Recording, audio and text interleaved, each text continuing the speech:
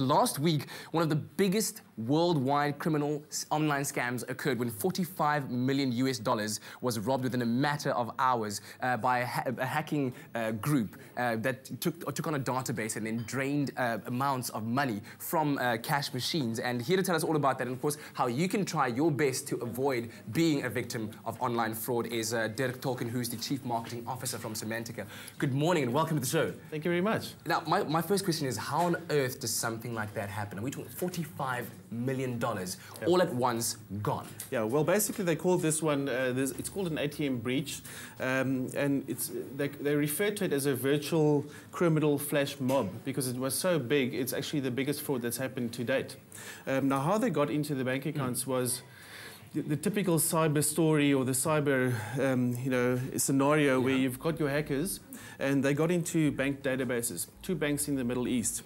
And they got into accounts of prepaid debit cards where they eliminated withdrawal limits and then added new PINs onto those accounts. And what happened next was a global network of operatives, and I like this, it sounds all James Bond.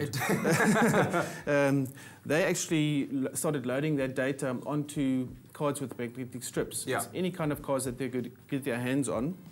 And even in old hotel cards or old credit cards, they loaded the information on, as long as it could hold the data and the PINs. And then they went to ATMs around the world in more than 12 countries at the same time, and they found out in multiple cities and immediately withdraw. Within, I think, a day, they withdrew something like $36 million. That is crazy. Yeah. Now, I mean, I hear you talking all this industry jargon about pins onto this and database and whatnot, but how can I, as the normal everyday person, you know, who lives life online through Twitter and the Facebooks and does my online banking, how do I try and avoid this?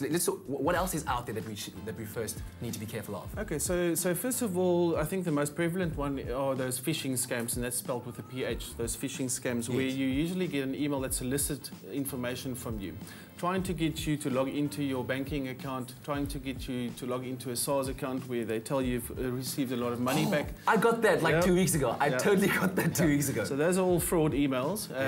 I would just advise to never click on those links that you get. So that's usually how they get in. But the banks have caught up, and the banks actually implemented security, SMS security, so that for when you need to confirm a transaction, you get one of those OTPs, one-time PINs. Yes. So those were put in place, but that led to the criminals moving to what's called SIM swap fraud. So what happens when you lose your cell phone, for instance, is you need to get a new phone and a new SIM card, but you want to port your old number to the new SIM card, right?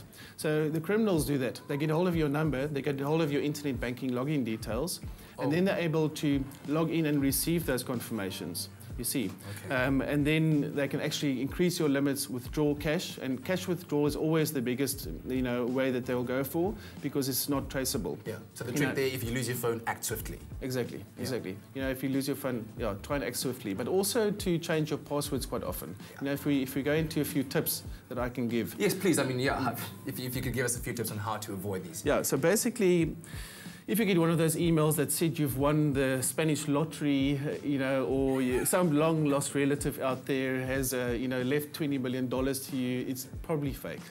So it's never true. It's okay. It's fake. Just don't trust it. Okay. It's probably fake. It's too good to be true. Yeah. So, don't click the links that you get. Also, when you get emails from your banks that claim to be your bank, and they say, come and review your details, log in and update your details, that's all fake too. So don't actually click on How do those people get your email address in the first place? Is it just by, the fact that you enter your email address in so many sites that you sign up to? Yeah. So basically, if your email is available in the public domain, on any website, they've got these little bots that they can send all over, little programs that run and collect email addresses. Yes. So that's a way for them just to harvest email addresses. Very simple way to do it.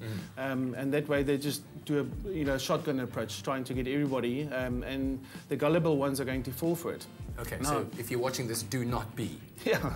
So one of the gullible things that I was talking about, for instance, just an interesting fact, it might be an urban legend, but when they send those emails, there are a lot of spelling mistakes sometimes in those emails. Ah, yes. Now, the intelligent people who pick up those spelling mistakes don't fall for the scam, but the more gullible people who might not even see those mistakes are much more gullible to actually fall for the scam in the first place. Click, yeah. Exactly. Okay. So that's Avoid another those thing. Emails. Then typical emails where someone asks you to buy something at very cheap rate, or enhancement products or anything along those lines. You know, never click on those links because it's probably fake. Try and get to authoritative websites where there's a secure sign at the top of the site. Is that the little lock that shows that it's a secure website? HTTPS, and it's usually green. Just look out for those signs from reputable distributors, and that's the best way to purchase stuff online. Yeah. And also don't solicit or place any of your personal information on the public space. Yeah, and like you said, I think one of the key ones, change your passwords. Make sure you, and having different ones across networks.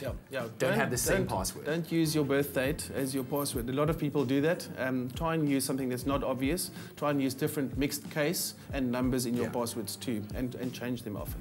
Sir, thank you very much for that advice. We really appreciate it. Thank you very much. Dirk Tolken, the Chief Marketing Officer at Semantica, giving us tips on how to stay away and not be victims of online fraud, because it's very easy to fall victim, and I hope that you took notes. If you want more information, go onto our website, expressoshow.com, and click on the Technology tab to get all the info. We'll see you just now.